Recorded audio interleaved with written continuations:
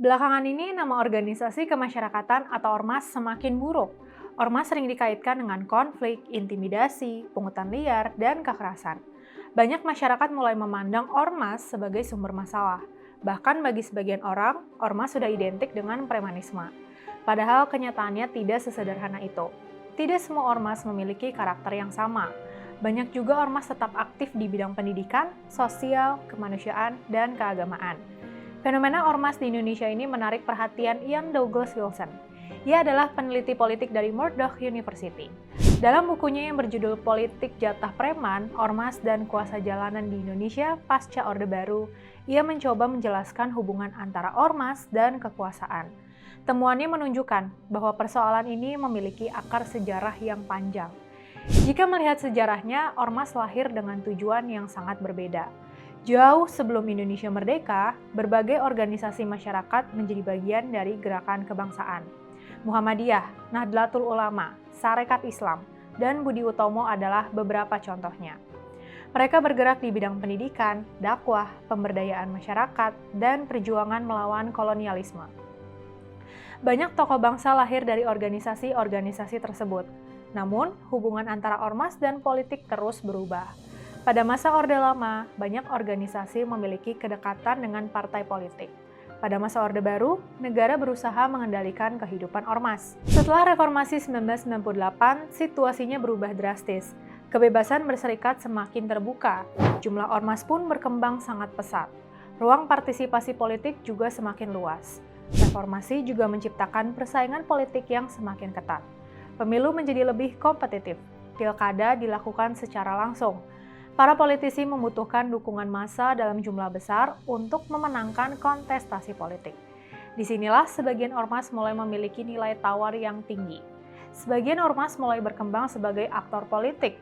Mereka tidak lagi hanya bergerak di bidang sosial, tapi menjadi tawar politik. Karena mereka mampu menggerakkan massa dengan cepat. Dan kemampuan inilah yang membuat sebagian ormas menjadi mitra yang menarik bagi para elit politik. Dari representasi masyarakat, sebagian berubah menjadi perantara kepentingan. Dari pengawas kekuasaan, sebagian berubah menjadi mitra kekuasaan. Dari kekuatan sosial, sebagian berubah menjadi kekuatan politik informal. Disinilah persoalan mulai muncul. Dalam demokrasi, suara adalah modal utama untuk memenangkan kekuasaan. Dan banyak ormas memiliki jaringan sosial yang kuat. Mereka memiliki anggota, simpatisan, tokoh lokal, dan basis massa yang sudah terbentuk selama bertahun-tahun. Kondisi ini membuat sebagian ormas memiliki nilai tawar politik yang tinggi. Menjelang pemilu atau pilkada, para politisi sering mendekati berbagai ormas. Dukungan ormas dianggap mampu membantu mobilisasi suara. Di sisi lain, sebagian ormas juga membutuhkan akses terhadap sumber daya. Hubungan saling membutuhkan pun mulai terbentuk. Politisi membutuhkan massa, sebagian ormas membutuhkan akses. Dari sinilah politik transaksional menemukan ruang hidupnya. Dukungan politik tidak lagi diberikan semata-mata karena kesamaan gagasan. Dalam banyak kasus, dukungan diberikan karena adanya harapan memperoleh keuntungan tertentu. Bisa berupa proyek, bisa berupa jabatan, bisa berupa akses ekonomi, bisa pula berupa perlindungan politik. Ketika kondisi ini berlangsung terus-menerus, sebagian ormas perlahan berubah fungsi. Mereka tidak lagi sekedar menjadi wadah aspirasi masyarakat. Mereka mulai berperan sebagai broker pengaruh. Mereka menjadi perantara antara masyarakat dan kekuasaan. Mereka menjual akses kepada elit. Mereka juga menjual kedekatan dengan elit kepada masyarakat. Semakin besar kemampuan mobilisasi yang dimiliki, semakin tinggi pula nilai tawar politik mereka. Di titik inilah temuan Ian Douglas Wilson menjadi relevan. Demokrasi ternyata tidak selalu menghapus praktik kekuasaan informal ini. Demokrasi justru dapat menjadi ruang baru bagi praktik tersebut untuk berkembang. Hanya bentuknya yang berubah. Dan ini parahnya lagi banyak ormas yang kemudian tersangkut berbagai kasus. Mulai intimidasi, pungutan liar, penguasaan lahan, dan bentrokan antar kelompok. Akibatnya, citra ormas ikut terdampak. Banyak masyarakat akhirnya kesulitan membedakan antara ormas dan premanisme, padahal keduanya adalah hal yang berbeda. Ormas dibentuk untuk memperjuangkan kepentingan masyarakat, sementara premanisme bertumpu pada intimidasi dan penggunaan kekuatan untuk memperoleh keuntungan. Sayangnya, ketika negara tidak bertindak tegas, batas antara keduanya menjadi semakin kabur. Persoalan ini tidak hanya berada pada ormas, persoalan juga berada pada negara dan elit politik. Ketika politisi terus memanfaatkan ormas sebagai mesin mobilisasi politik, hubungan transaksional akan terus hidup. Persoalan ini menjadi semakin penting karena jumlah ormas di Indonesia sangat besar.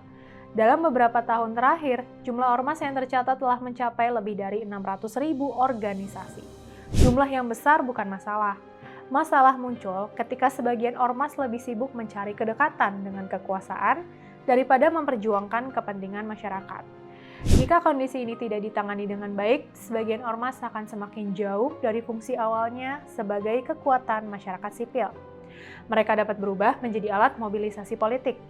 Dalam jangka panjang, kondisi ini berpotensi memperkuat politik transaksional. Politik tidak lagi ditentukan oleh gagasan. Politik ditentukan oleh jaringan pengaruh dan transaksi kepentingan. Akibatnya, kualitas demokrasi akan terus menurun. Pada akhirnya, persoalan terbesar bukanlah banyaknya jumlah ormas di Indonesia. Persoalan terbesar adalah ketika sebagian ormas kehilangan fungsi utamanya sebagai kekuatan masyarakat sipil. Mereka tidak lagi menjadi jembatan antara masyarakat dan negara. Mereka tidak lagi menjadi pengawas kekuasaan. Mereka justru masuk ke dalam lingkaran perebutan kekuasaan itu sendiri. Karena itu, ketika organisasi masyarakat berubah menjadi broker kekuasaan, yang dipertaruhkan bukan hanya citra ormas, tapi juga kualitas demokrasi Indonesia. Tentu kita tidak menginginkan itu semua. Karena itu, negara harus bertindak, menertibkan ormas-ormas yang menyimpang dari ketentuan yang ada. Negara harus bertindak tegas terhadap semua pelanggaran. Penegakan hukum ini tidak boleh tebang pilih menegakkan tindak pidana yang dilakukan ormas. Tak lupa juga untuk melakukan pengawasan lebih ketat, kalau perlu audit keuangan dan program-program mereka, termasuk meninjau ulang badan hukum mereka. Demi demokrasi kita yang sehat, yuk aparat berani tegas terhadap ormas yang melanggar hukum.